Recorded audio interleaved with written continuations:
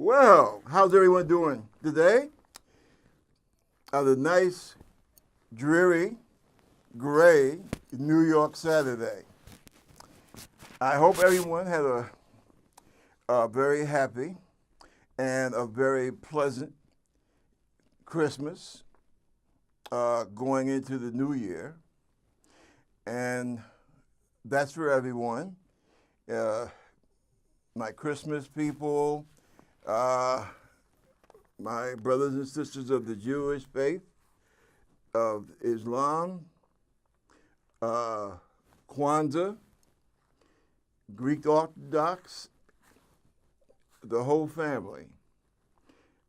I hope that you had a very peaceful and happy holiday. And I'm Bob Gums, and I'm your host of the Concerning Forum. And as we go into this new year, let's think about it and take a look at what we've got and where we're going. Now, as we all know, we're dealing with a self-imposed shutdown. And I say self-imposed because that's what President Trump said. And this is something that I find so annoying about this whole situation. Listen, it's not a question of playing the race card.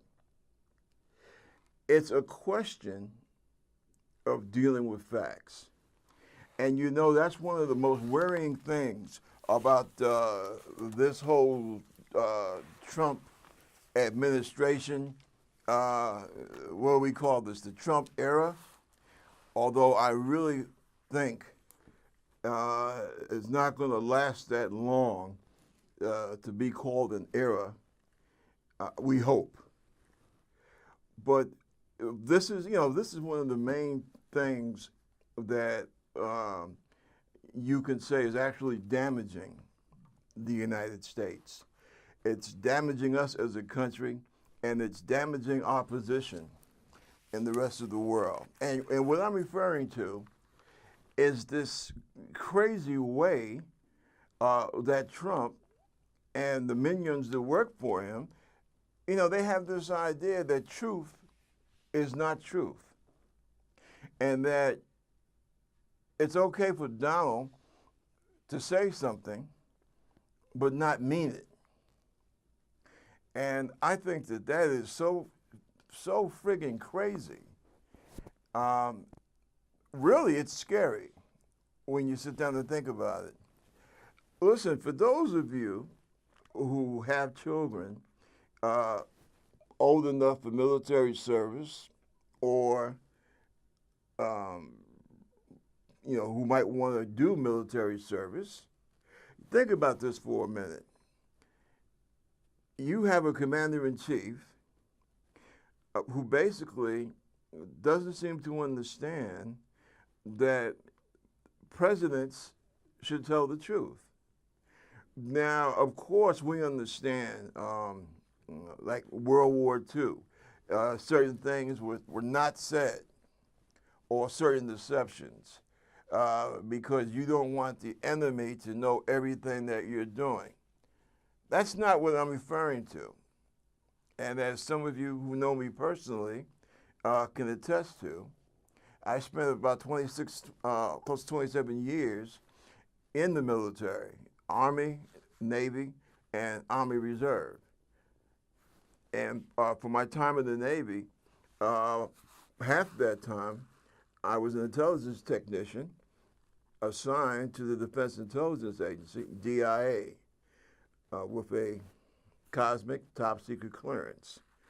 I say that not to wave my little flag, but to let you know that I know something of what I'm talking about when I talk in terms of intelligence and what we don't want the enemy to know.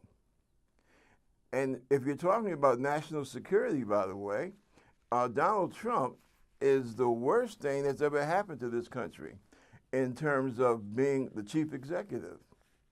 Because every time this guy opens his mouth, if he's not lying, he is verbally vomiting some of our biggest secrets, especially to Russia. And that's that's pretty damn dangerous. Like this stunt that he pulled a couple of weeks ago, where he had those guys from what was it? What's that? SEAL Team 5, I believe it was. Either 3 or 5. I forget which number.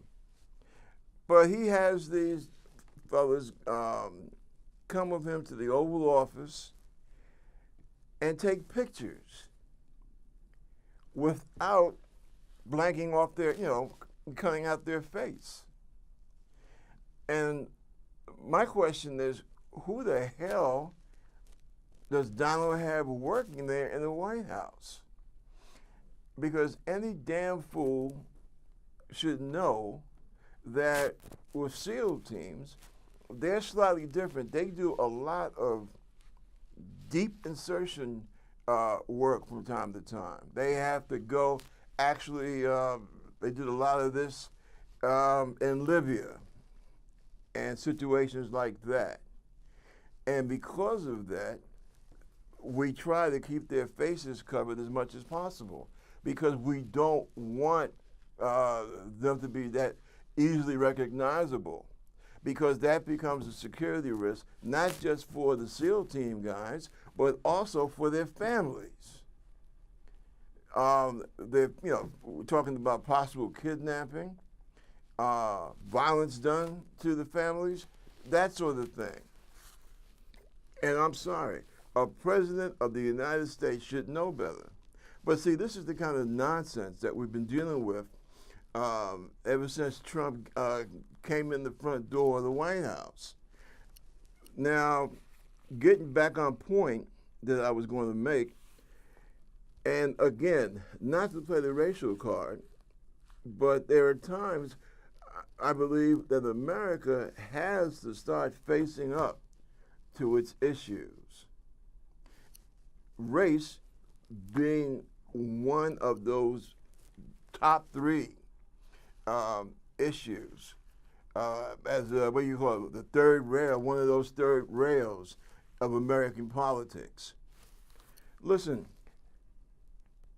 and let's be honest about this. Obama would never have been allowed to do and get away with half of the damn things that you have seen Donald Trump say and do. It just would not have been allowed. The security slips, the comments, the dictatorial comments, with this, like for example, with this shut down the government. Can you imagine the Republican reaction if Obama had made comments that Trump has made, talking about, oh, well, I'm going to shut down the government and I'm proud of it. Oh, I'm going to declare a national emergency on the Mexican border. And that's how I'll get the money for building up the wall. Look, there's no way in hell that Obama would have been allowed to get away with that, those kind of comments and those kind of activities. And he would not have been allowed to be that ignorant. And see, something else, there is an ailment. I can't think of the name. It slips my mind. I was just reading about it 2 nights ago. But it's one of those things. I believe Michael J. Fox suffers from it, unfortunately. And one of the symptoms is that you start actually believing things that the world knows is not true. This this pegs Trump to a T. And, I really have a hard time understanding why some Americans are so committed to this guy Trump that they know that this man is sick. It's not just, oh, well, I hate Trump, so I'm going to say that he's mental. No, it ain't about that. All right? It ain't about that, to put it plainly. It's about the fact that this man is sick and the proper people refuse to do anything about it. This is our country. People, talk this nonsense about, patriotism, love of country. What type of love of country are you demonstrating when you let this guy basically run this country down the toilet and you say nothing, you do nothing until after 5 o'clock and you're across the street from the White House and you're talking about how you think that, what was it, the leader of the Republicans in the House, the guy that said, well, he must be on Russia's payroll. He must be on Putin's payroll. Now, here it is. He's the highest ranking Democrat in the House of Representatives. And he's making cracks that shows that he feels that Putin has Donald Trump on some type of payroll or on some type of blackmail list or whatever. This top Republican knows this, and yet he will not act upon it. I want someone to explain to me what the hell kind of patriotism is that indicative of. And that's why I make the comment that you will never let Obama get away with anything close to what Trump is doing. And I think that this is so sad because we're allowing our country to choke on Donald Trump. And I'm just wondering what in the hell is going to be the result of all this. Now, the Republicans, they continue to cover for this guy. Not all of them, but the majority of them. And they're only willing to talk about how nutty and how untrustworthy this guy is, but they're afraid to do it on camera, where it counts. Now, one thing I will say, I'm starting to notice that you have more. It seems that the pressure is building for Republicans to start actually coming out and publicly speaking about the problems that Trump is causing this country. But my God, we're kind of late in the season for that. And I tell you something else that I find so wacko. This charming young lady here, Miss Ocasio-Cortez. See, do we have the picture there? Lovely girl. Lovely young woman. Highly intelligent. funny, great sense of humor. In other words, she's a real person. And now it seems that the Republicans have decided to make her, their target of the year. So I guess for the rest of 2019, going into 2020, we're going to have to be bored to death and sickened with Republican slash right-wing conservatives constantly making attacks on Ms. Cortez because she presents herself as a real human being. And what's also dangerous in their eyes, I guess you've noticed the fact that the young lady is a person of color. And, I ask myself, what is it with these people that insist upon taking the United States of America and dragging us backwards? We can't progress as a nation if we allow people to keep doing this sort of thing. And see, this is one of our major problems. Now, right now, we're fighting tooth and nail behind this whole business about the wall. Okay? Listen, in the first place, no Democrat in Congress,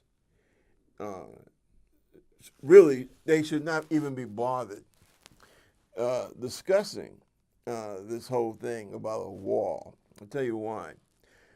Because if the Republicans had came off decently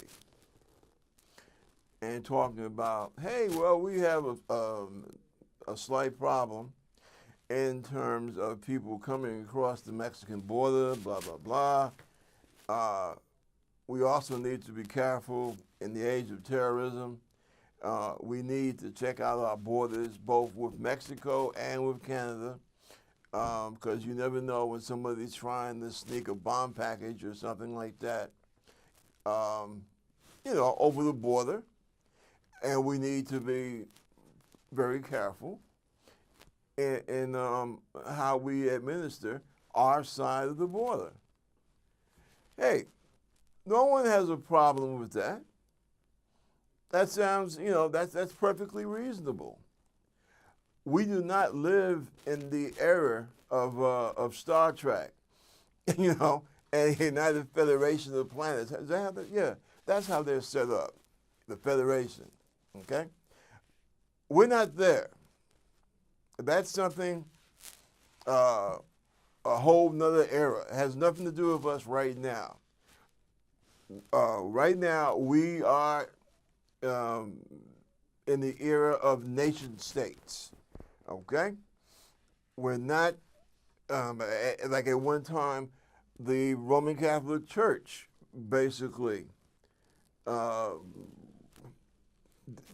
ran was the government.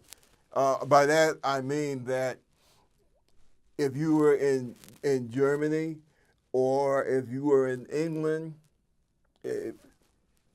socially, culturally, it made no difference because everything was guided under the auspices of the church, of the Pope.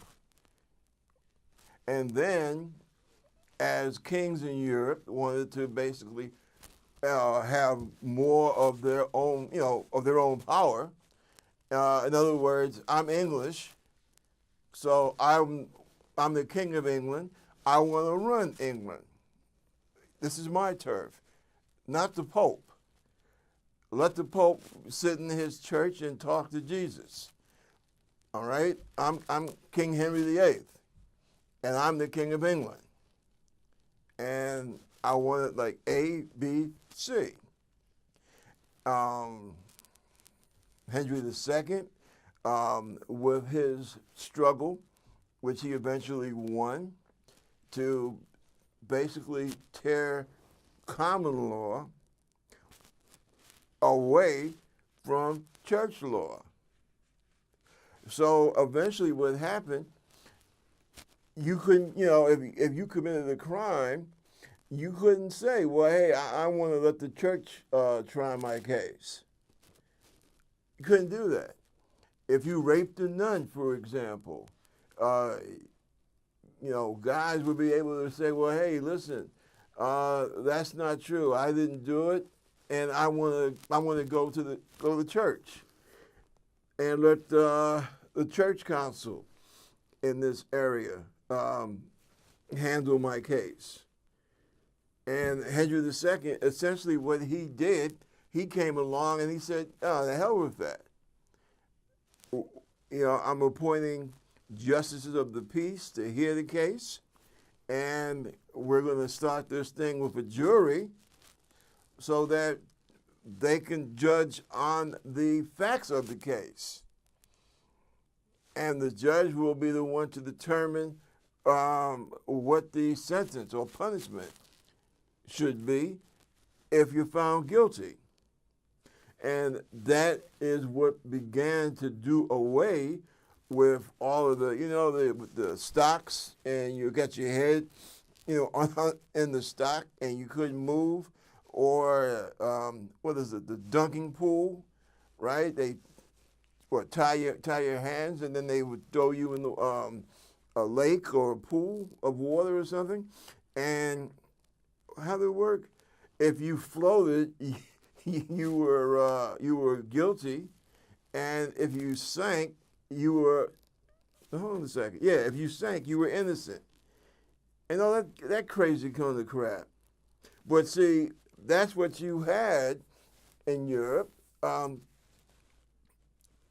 because that was under the guidance of the Holy Mother Church, and bit by bit, you had kings. Like I said, Henry II is a very good example because he really was into administration and making laws and what have you.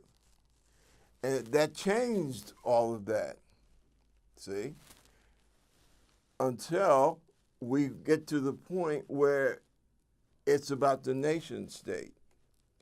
Well, hey, I'm the King of England, and England has certain interests that are about England. And you're the King of France, and you in France have certain interests which are about what you feel you need to do and what you feel you need to have for France. Hence the nation state, right? You are a national state. And because of that, the power of the church to determine the laws and government of a particular country, that changed until you had what you had in the beginning of the 20th century, the nation state. You see, and what people are trying to do, I think, especially here in America, they're trying to carry it too far. But yeah, I understand the fact that we are a sovereign nation state and that we have our own interests.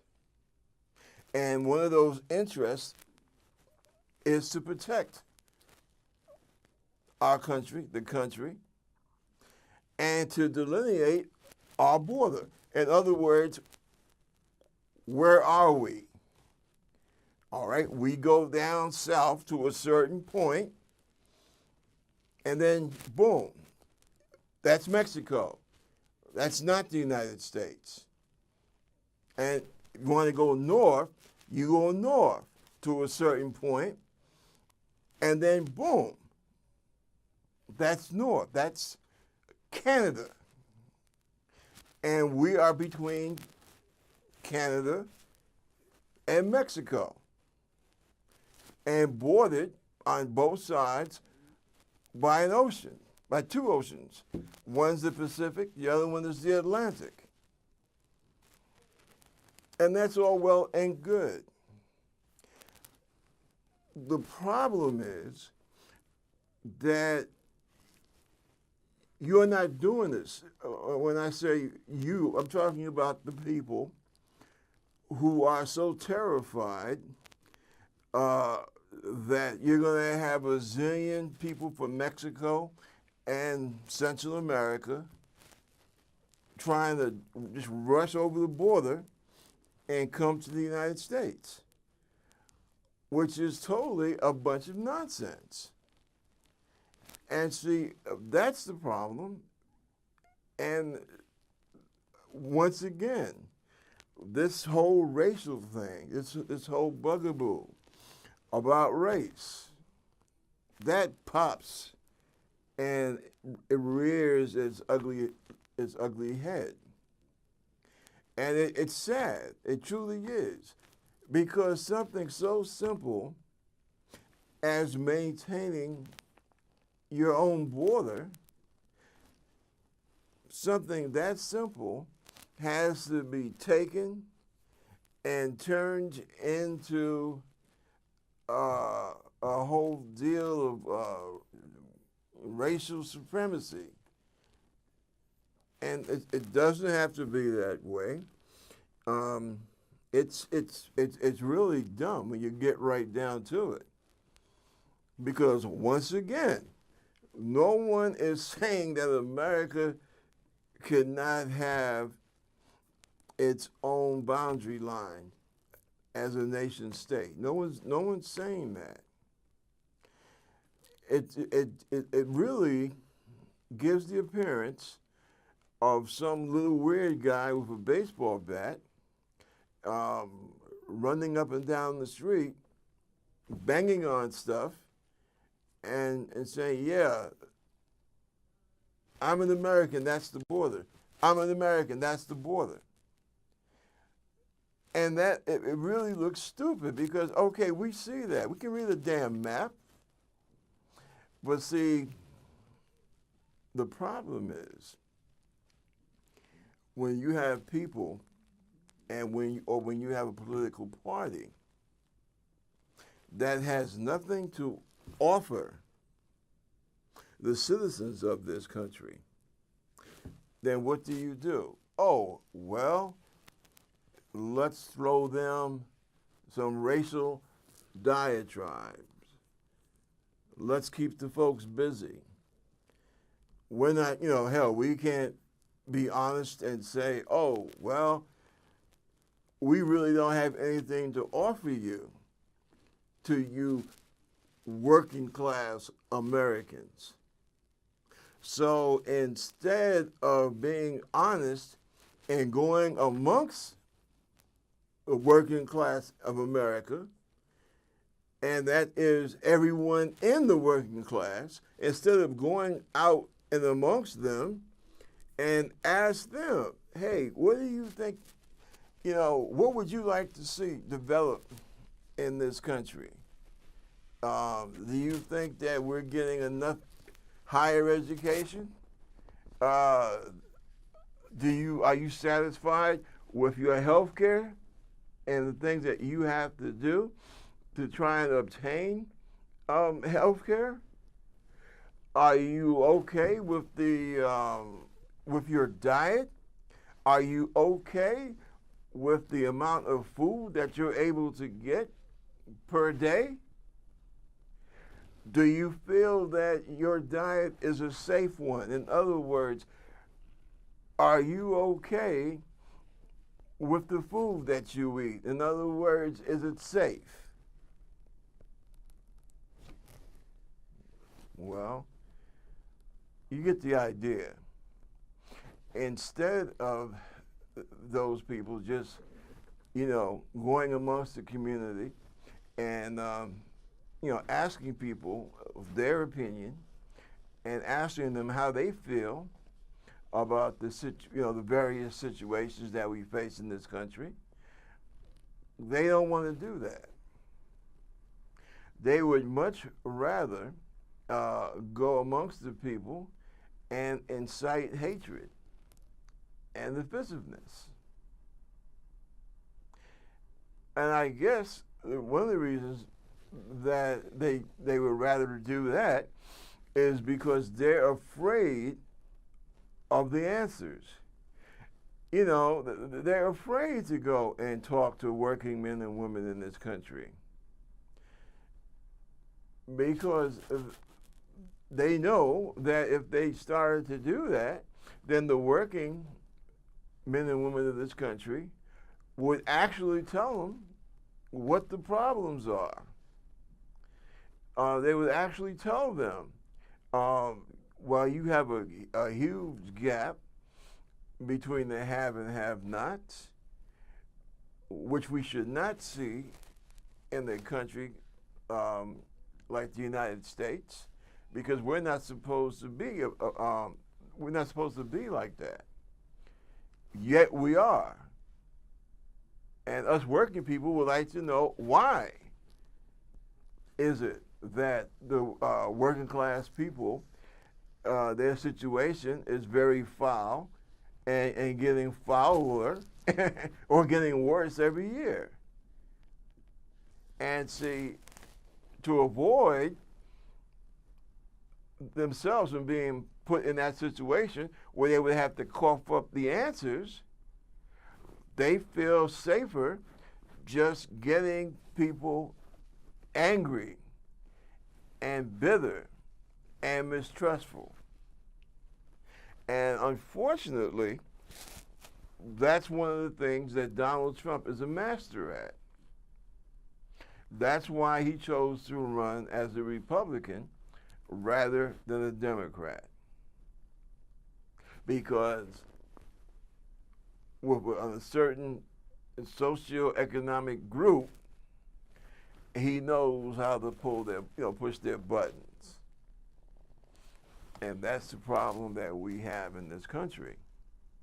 And if we're not careful, and if we don't aggressively stand up and go toe-to-toe with this bully, because that's all Trump is, by the way. He's nothing but a bully. But as I was saying, if we are not prepared to stand up against this clown, we are going to lose the country that we have.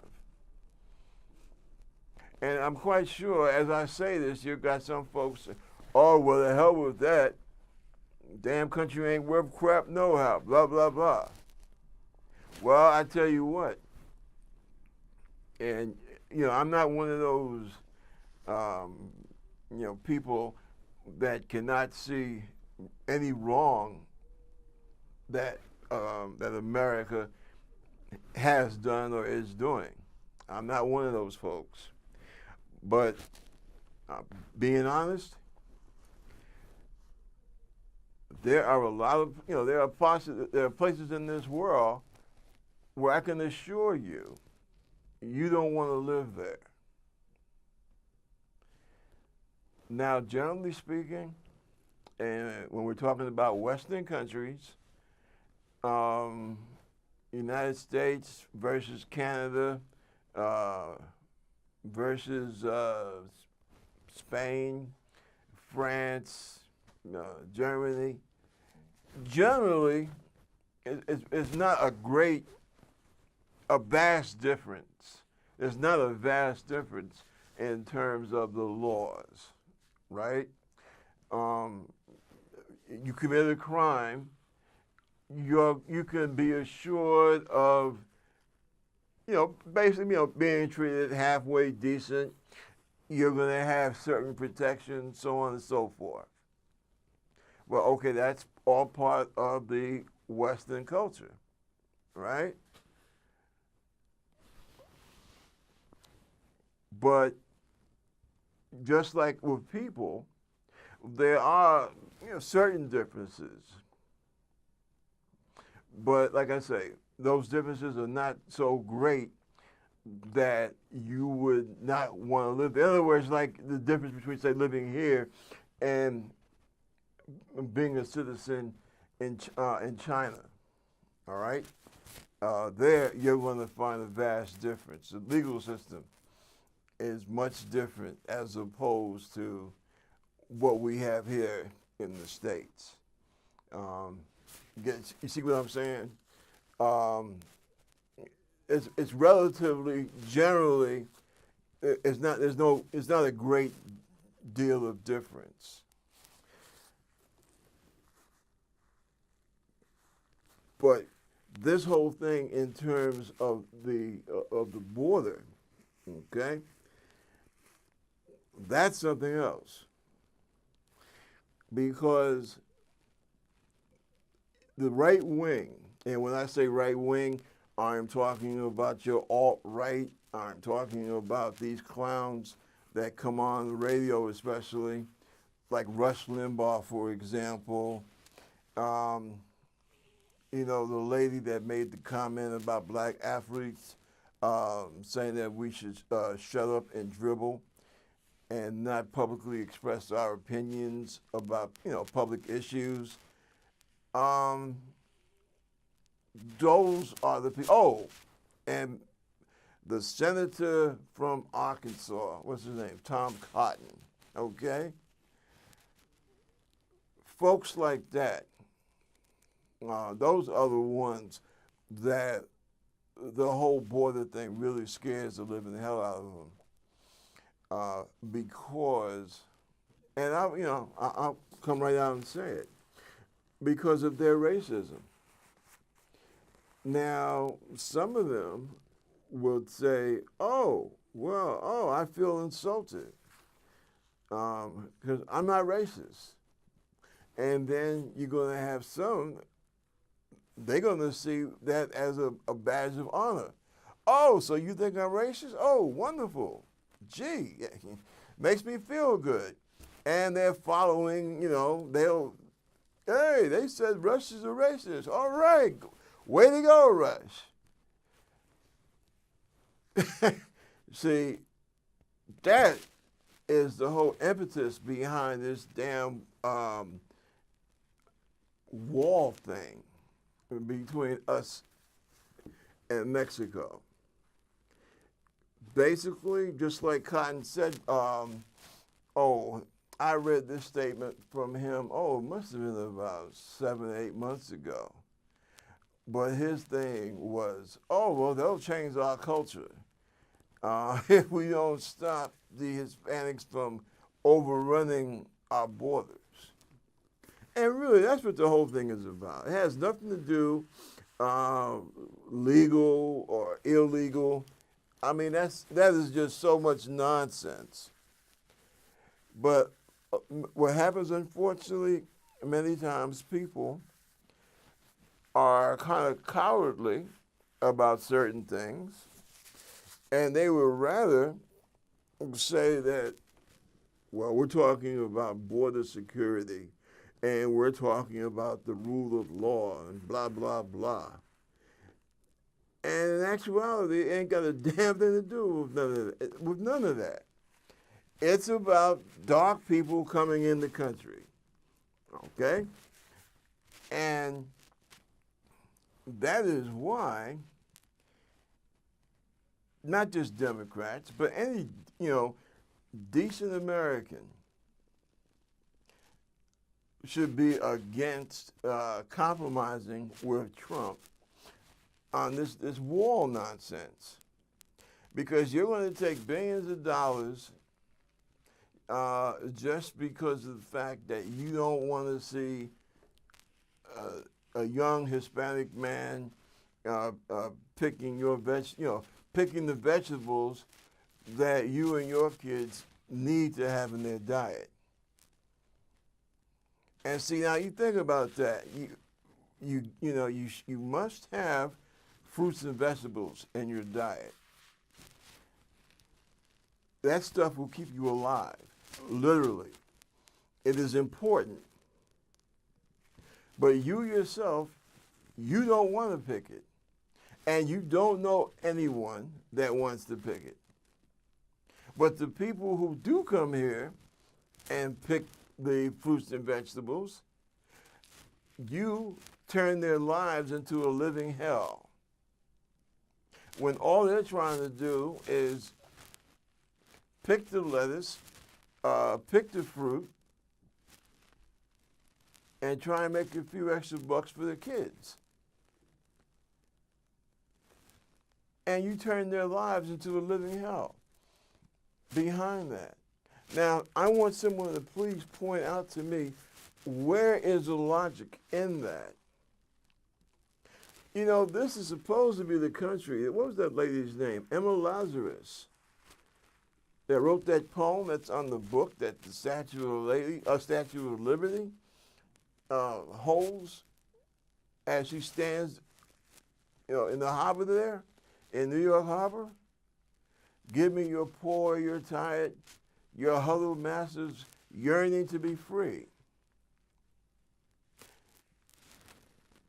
And yet now, you have these people of the right wing, their biggest joy is smashing the dreams of refugees that want to come to this country now. And there is something extremely wrong with that. And people like that, they're taking the word of the United States and turning it into garbage. Listen, let's get straight on a few things here, or at least a couple of things. To people like Limbaugh, the people like Senator Cotton, the people like, what's his name, Stephen King. I'm talking about the congressman from Iowa, not the great writer. But I'm talking about the little racist. Was it Stephen King or Tom King? I forgot which. But, folks like him, we need, folks like that, they need to understand that they are turning the character and the belief in this country into, that is America. You're turning us into some kind of monsters. And that guy King, he's famous for saying stuff like, well, Germany has borders, France has borders, blah, blah, blah, blah, blah. Well, hell, we know that. And that's really not the damned issue. The issue is, who are we? What do we stand for? What have we stood for the last 40 years now? Somewhere around there? Who are we supposed to be about? Are we, as Ronald Reagan used to say, are we the light of the world? Are we the one that holds that light up in the darkness against tyranny, against the idea that one man is better than another because of how much money is in his bank account when he's born, or if his parents happen to have slant eyes or dark skin. We're supposed to be the country that stands up and says, well, no, none of that makes any difference. We are Americans because of what we believe. That's what makes us Americans. There is no blood contract. See, and get to help you understand, in Europe, and in other places, you are a country. You're a countryman of that country because of your ancestral lineage and what have you. that's what makes you a native of, oh, I don't know, let's, for right now, for lack of a better phrase or definition, um, you can be a German because of the fact that of the blood, right? Um, whereas America, you're an American because you believe in a certain type of political values. That's what makes you an American. You know, the right wingers and the Republicans, you know, they were always talking about the uniqueness of America. But, and of course, a lot of us said, well, they're just full of junk. They don't know what they're talking about. But I'm going to tell you, oddly enough, looking 25, 30 years after the 60s, when you sit down and think about it, that's one of the things that they did get right. Because there is no blood test to be an American. There is no blood value, as it were, that says, this guy is an American, we just ran a blood test and blah, blah, blah. There's no American blood, okay? Now, you can be born here because of the fact your parents happened to be here. And, you know, your mom had to give birth, and for whatever reason, she wound up giving birth in Massachusetts. Well, that's fine, okay? Does that make you an American? Well, see, that's a yes and a no. Because as far as you being a child and being born, well, yeah, boom, you're born, you know, December 3rd, 1960. Whoop, it's time. Your mother's water happens to break, and they rush her to the hospital, and they get you straight, and boom, they bring you out into the world, and you're here.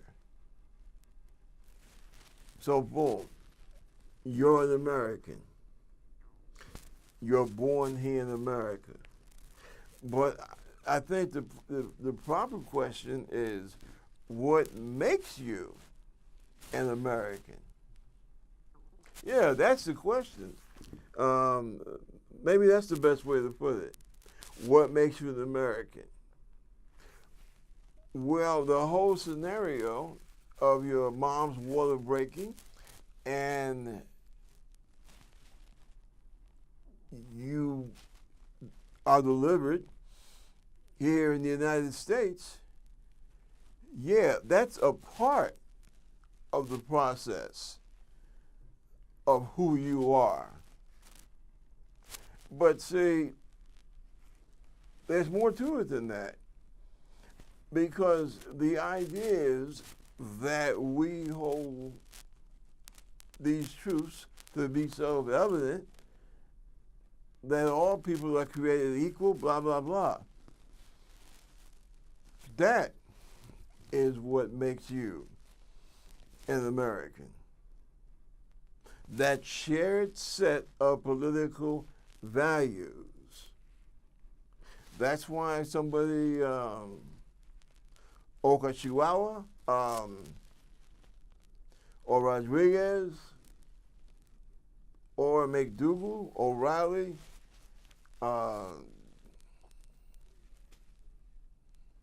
Kowalski. Those are all different names, different sounding names. But what ties us all together is the fact that we have these, a certain set of political beliefs. No matter what party, no matter what political party we're in, that doesn't make any difference. What makes the difference is what you believe. Because you could pick up and leave and go live in Britain or go live in Germany. Does that stop you from being an American? Well, actually, no, it doesn't, because you can be a dual citizenship person. But the important thing is that you recognize our values, our American values. That's what it's all about. See? And see, that's something that people, or put it this way, the folks who cling to Trump, basically, those people, or those type of people, they are the ones that they don't understand and or they don't wish to understand that this is all about politics. It's really just that damn simple. If you don't share certain beliefs, then it doesn't make a difference. You are not down. You are not part of the program, and that program being America. So that's why this whole business about the build the wall, and it's nonsense. That's exactly what it is. It's nonsense.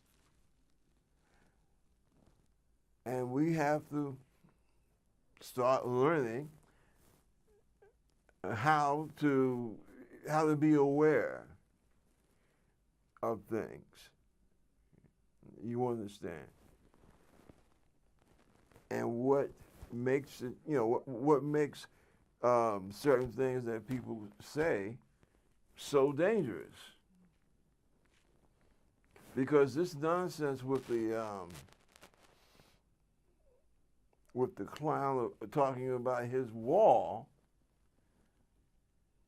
that is extremely dangerous. Because what you're trying to do and what you're trying to say is that I don't have to respect anyone who I don't believe to be a true American.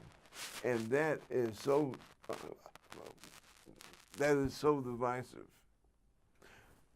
Remember, over 40% of the people living in this country are foreign born.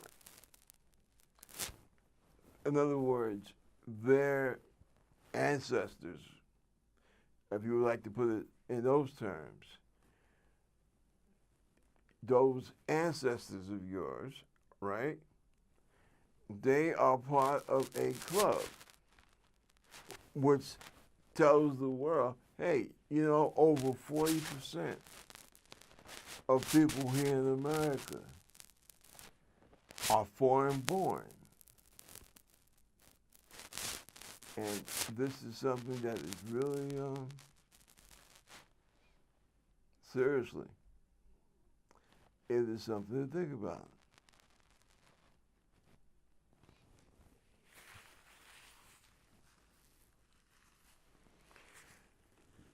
These are the type of issues that we need to really start contemplating.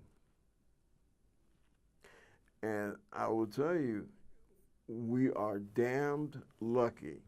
We are damned lucky that we were able to get oh, a group of people such as the people that we have now.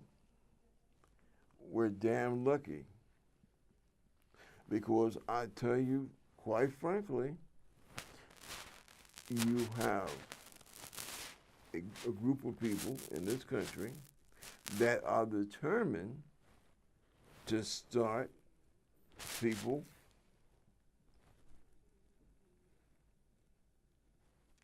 especially from I hate to say it, but from the South, who are terrified of people of color. And that's the bottom line. And we need to start being aware and that is a much greater security risk than all the nonsense that Donald Trump talks about. Oh, well, if we don't have the wall built, they'll be able to just come right in and take over.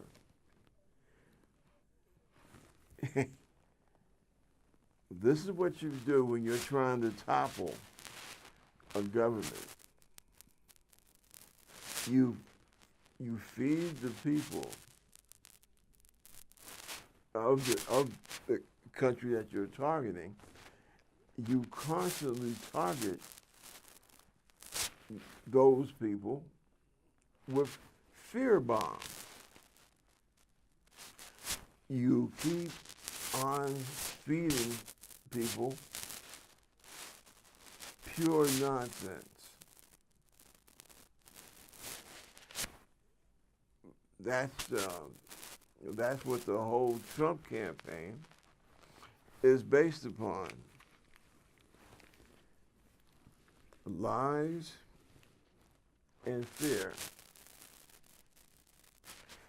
Remember when Donald Trump said that Mexico is going to pay for that wall? You remember that?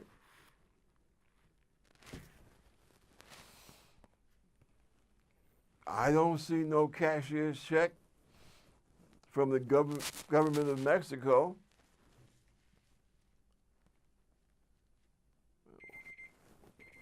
And you know what? It sounds like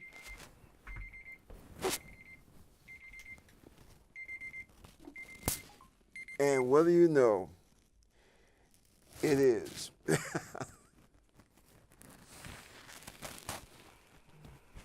Well, that's what we're worried about now, folks. We're worried about this government shutdown.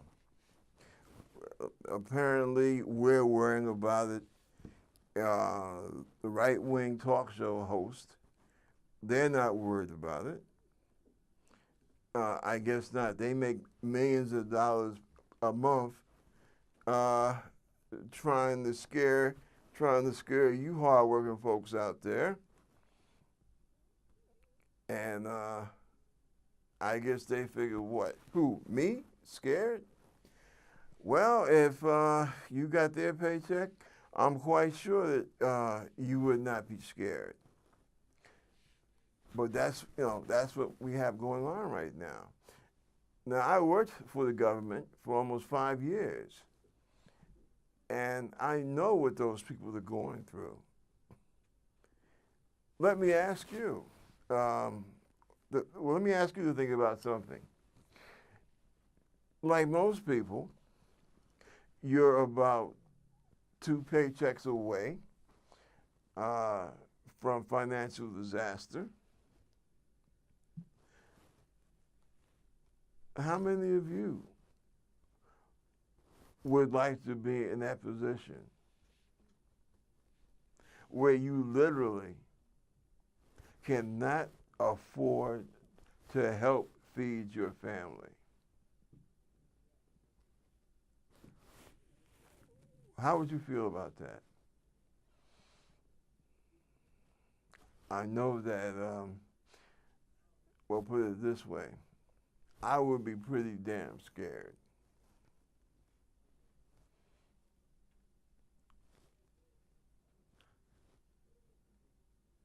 But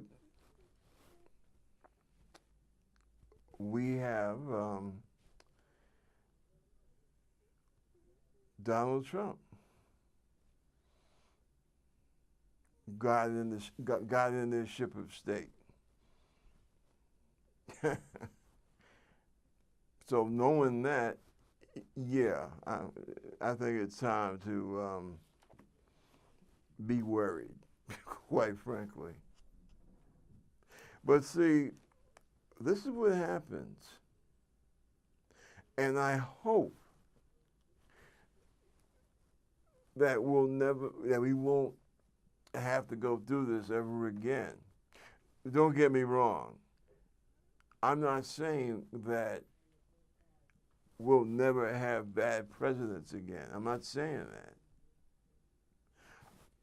But what I am saying is that in the future and always, that you'll have enough people that will be able to take a look at what's going on, that they used to call it civics.